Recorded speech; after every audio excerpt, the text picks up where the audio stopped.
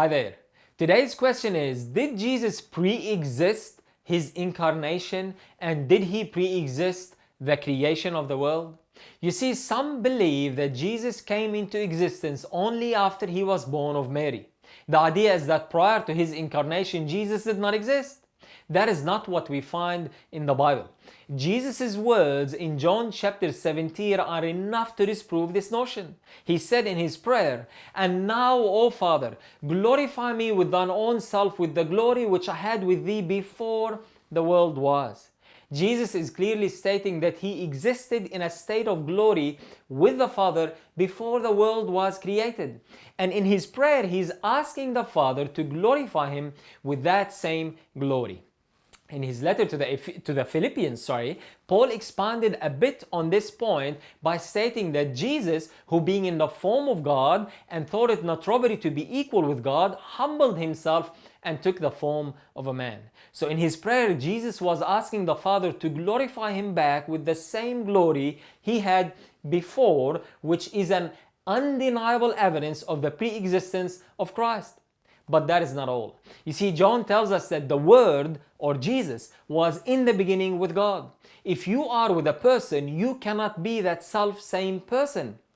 Jesus himself said that he came down from heaven.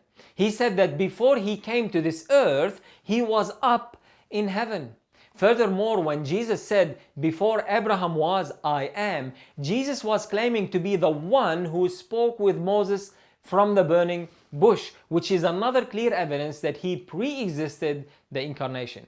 The Bible also clearly states that God created the world through his Son. And if we are to believe what the Bible says, we have to believe that the Son of God pre-existed creation. He had to be there before creation in order for him to create it.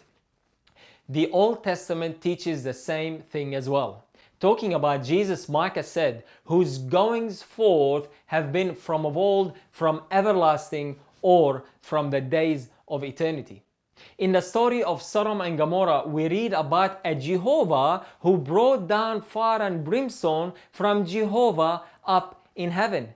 That is none other than the Son of God who appeared to Abraham just before the destruction of those two cities. He is referred to as Jehovah, and the Bible says that he brought down fire and brimstone from Jehovah in heaven, which is none other than the Father.